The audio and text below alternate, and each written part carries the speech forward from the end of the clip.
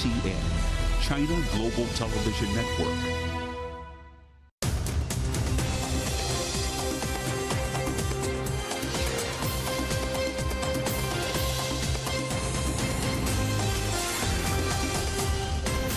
Live from London, this is The World Today.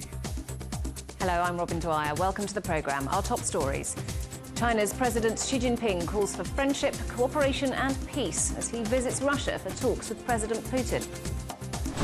Central banks move to reassure nervous markets that systems are safe, but bank stocks fall after the Credit Suisse takeover.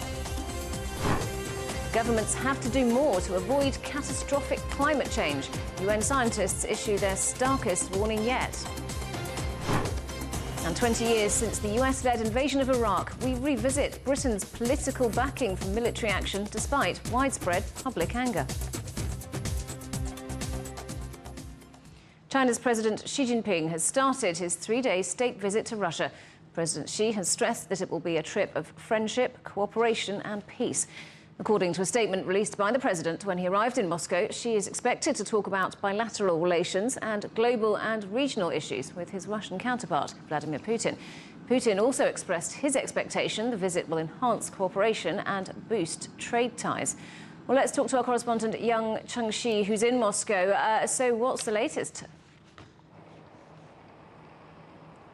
Yes, President Xi arrived in Moscow at around 1 p.m. local time, and he was welcomed by a delegation of senior Russian officials led by Deputy Prime Minister Dmitry Chernyshenko when he stepped out of the plane.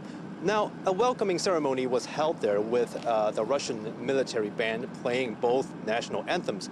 President Xi Jinping inspected the honor guard of the three services and watched the march past. Now, President Xi also made a written remark at the airport. He said China and Russia are friendly neighbors, and he hopes to have in-depth discussions with his counterpart, Vladimir Putin, on the bilateral ties and major international and regional issues of shared interest. President Xi has met with President Putin in the Kremlin just now, and tomorrow he will have a full day of talks and expected deal signings on a range of issues tomorrow. And will Ukraine be discussed at the meeting? Well, as we know, the two presidents are meeting against the backdrop of the conflict in Ukraine. What we don't know is to what extent the conflict will be discussed. Now, China recently put forward a 12-point peace plan for Ukraine, and in a call to reporters earlier today, the Kremlin spokesperson said the two leaders would discuss the themes of that peace plan together. Now, there's been no confirmation from the China side, but there was an interesting remark from China's foreign ministry earlier today. Now, spokesperson Wang Wenbin saying President Xi's visit will be a trip to foster peace. He also said China will continue to uphold its objectives on the issue of Ukraine and play a constructive role in promoting peace talks. Now, China's recent role in brokering a diplomatic deal between Saudi Arabia and Iran has led many observers to wonder if it can make a similar breakthrough in Ukraine. Now, neither side has spoken about that possibility. Now, most of what we know now is that the discussions that they will likely focus heavily on trade, cooperation, and forging stronger ties. Back to you. Yang Chengxi in Moscow, thank you very much. So what else can we expect from President Xi's visit? I've been speaking to Jeffrey Sachs, renowned economist and professor at Columbia University. It's extremely significant. The China-Russia relationship is very important, not only for the two countries, but is very important for the questions of war and peace, for the possibilities of ending the Ukraine war, for the reshaping of global politics. So this is an extremely important and very fascinating meeting that's taking place. Thinking of the peace deal brokered between Iran and Saudi Arabia, as well as this visit, why is China taking a more visible role in trying to mediate? Well, I think it's a very responsible role. China is trying to end conflicts. China has a very large presence in all manner, economically, financially, technologically, diplomatically, around the world, and China has put forward proposals for peacefully resolving some of the really long-standing and dangerous conflicts. So I applaud China's efforts. I applaud any efforts towards peace, and I oppose all efforts towards escalating the ongoing conflicts. And China has maintained its neutrality in the war in Ukraine. How does this visit fit into that? China has put forward a peace framework that I think is a very productive and promising one. Basically, China has said from the start that this war needs to end at the negotiating table, that there is a diplomatic solution possible, and that the diplomatic solution must recognize the legitimate security interests of all parties. And to my mind, the basis of peace in Ukraine is for the United States to make clear that NATO will not enlarge to Ukraine and to Georgia, putting Russia's security at risk by the advance of a U.S. military alliance, and at the same time, Russia will stop the war and return home. And this has been the basis for avoiding the war beforehand, and it's the basis for ending this war.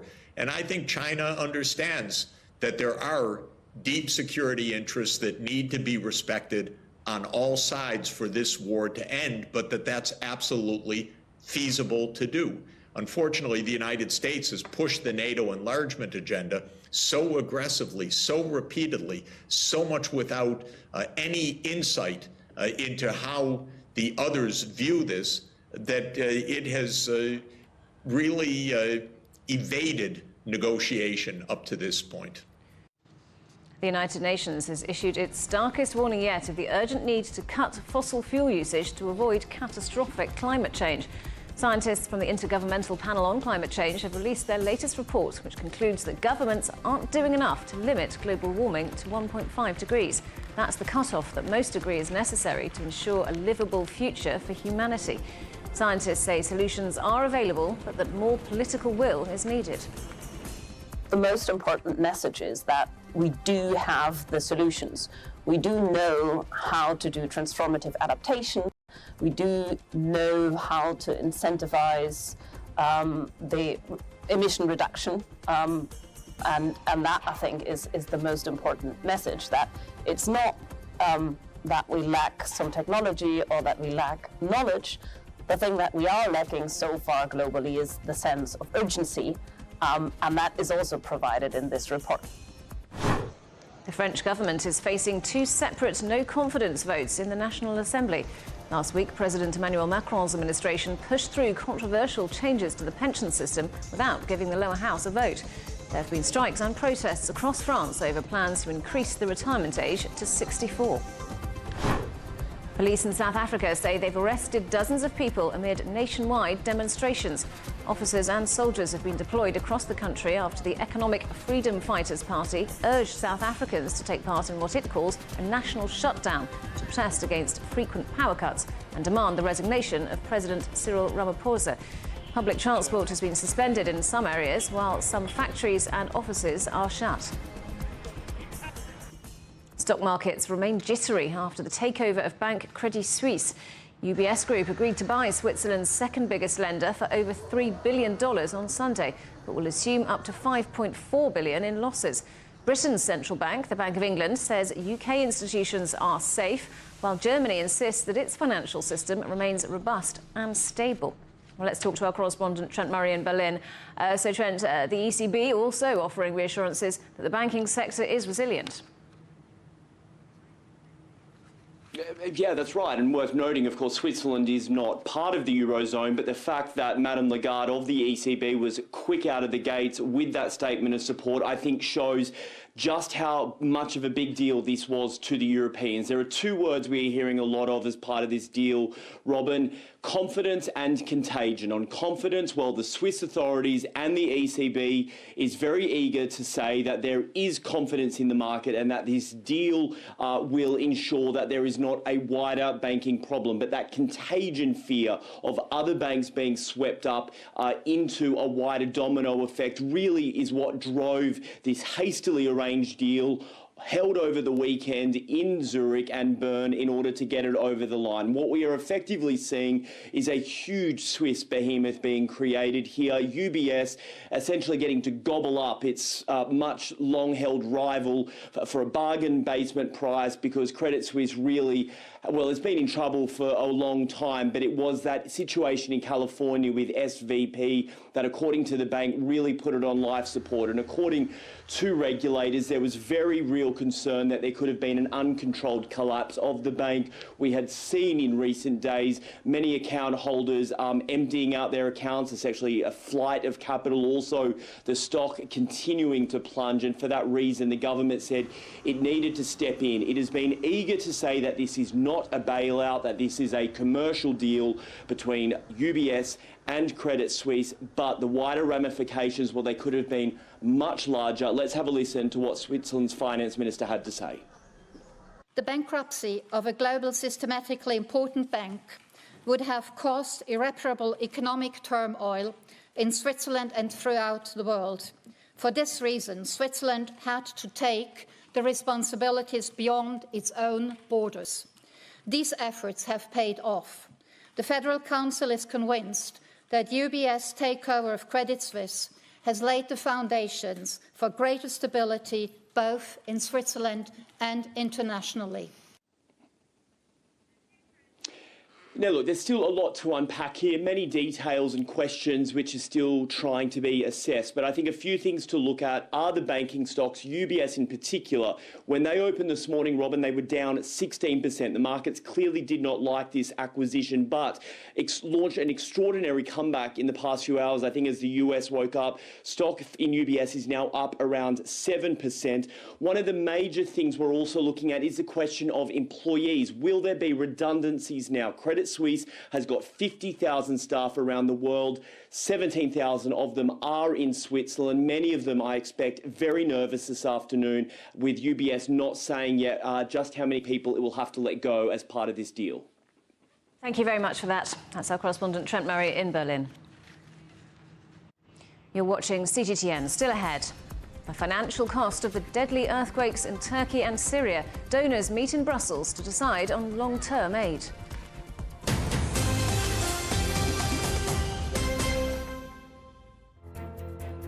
There's a new agenda for a new world, accelerating change in almost every part of our lives.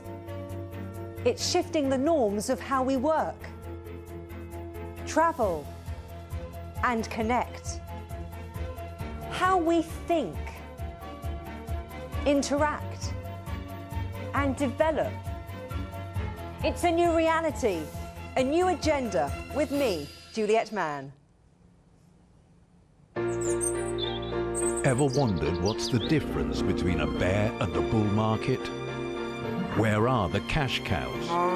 And who are the lame ducks? And what exactly are black swans? Grey rhinos? And unicorn companies? Make sense of it all with Global Business, only on CGTN.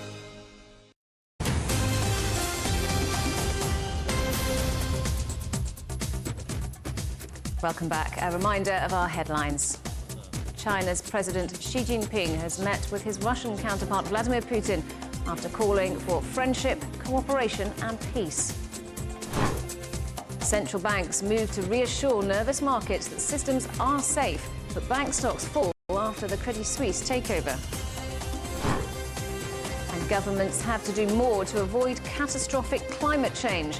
UN scientists issue their starkest warning yet. Israeli opposition parties will file a Supreme Court challenge against government legislation to curb judicial powers. Prime Minister Benjamin Netanyahu has signalled that the plans will be softened in an apparent bid to calm more than 2 months of nationwide protests. US President Joe Biden spoke to Netanyahu at the weekend, urging him to seek compromise. The King of Thailand has dissolved Parliament, clearing the way for elections in May. The vote will pit the ruling party of current Prime Minister Prayut Chan-o-cha against the daughter of exiled former leader Thaksin Shinawatra. Prayut, who trails in opinion polls, led the military takeover against Shinawatra's Pheu Thai party in 2014. Residents in the Australian town of Menindee want authorities to begin the clean-up after hundreds of thousands of dead fish were found floating in the nearby Darling River. Low levels of oxygen in Australia's second longest river are to blame for the mass fish die-off in a remote part of New South Wales state. Police say that an emergency operations centre is being set up to coordinate the disposal of the decomposing fish and to organise the supply of clean water.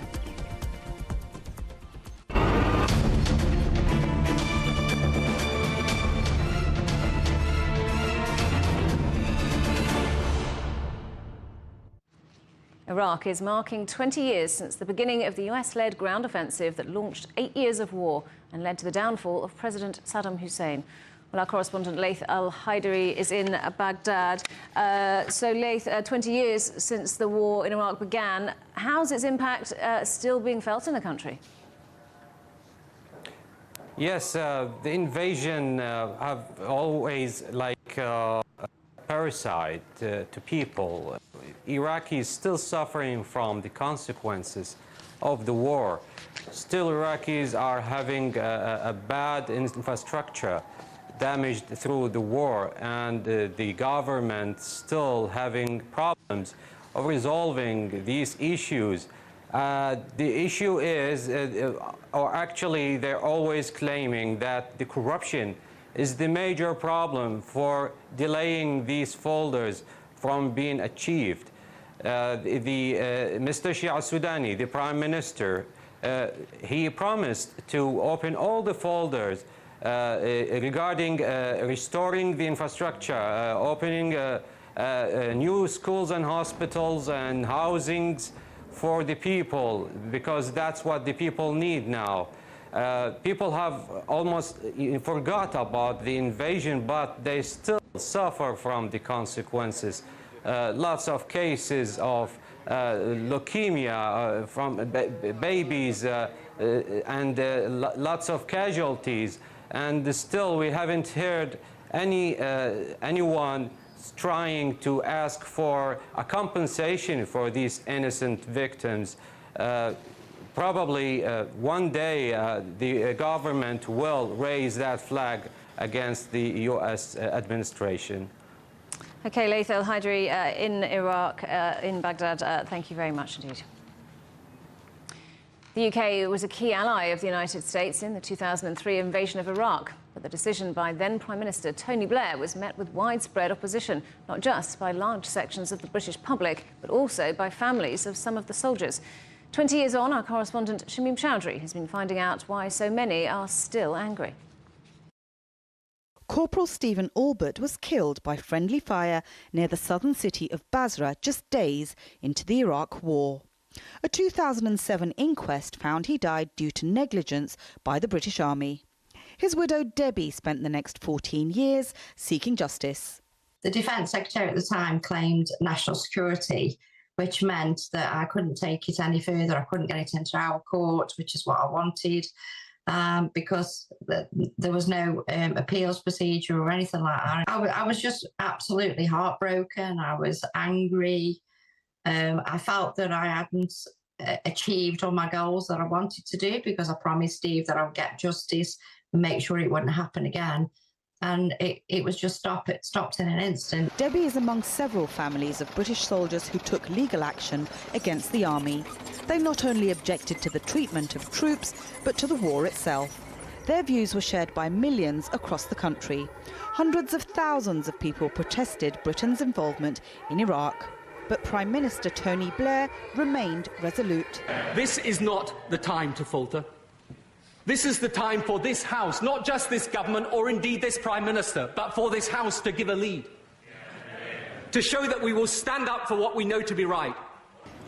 Some even demanded he be tried for war crimes, accusing him of letting British soldiers and Iraqi civilians die in vain. This memorial honours the 179 British soldiers who lost their lives in Iraq. But the human casualties aren't the only price of war. The 8-year conflict cost the UK nearly $12 billion, paid for by British taxpayers.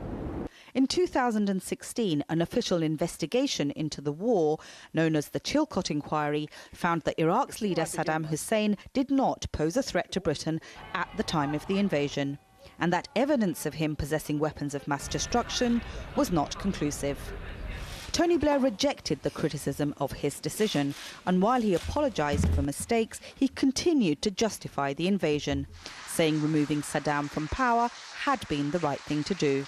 But for Debbie's 2 young sons, Joshua and Connor, the war has meant growing up without a father. They had a lot of problems. They were behind at school. They had a lot of anger issues. They were privy to information that they shouldn't have been privy to. Just a few of the tens of thousands of British lives impacted by the country's involvement in Iraq. Shamim Chowdhury, CGTN, London.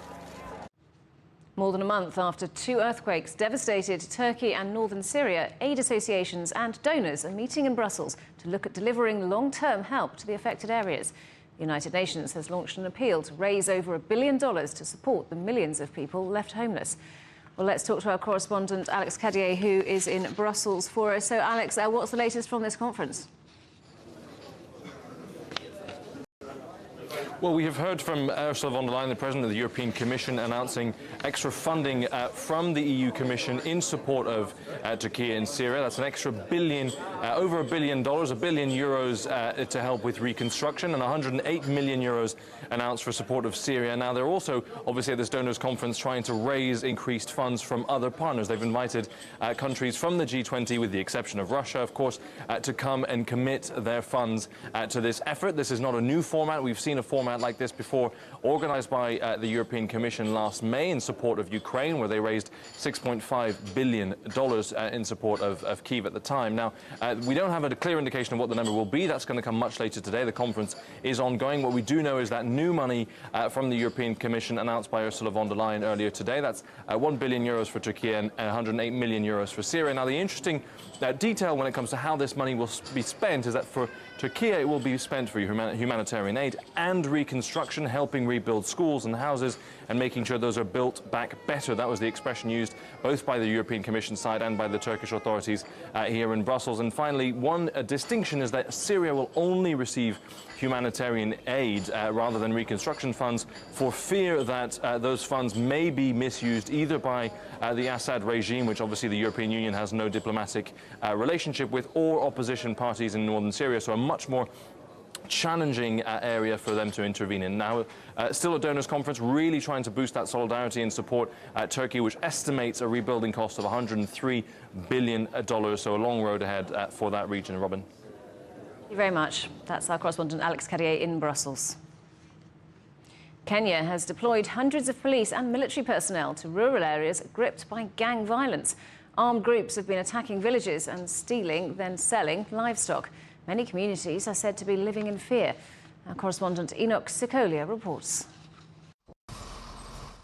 Soldiers in armored personnel carriers, those manning artillery units, and many more drawn from other divisions of the Kenya Defence Forces have been combing through the thickets and caves in the northern part of Kenya's Rift Valley region.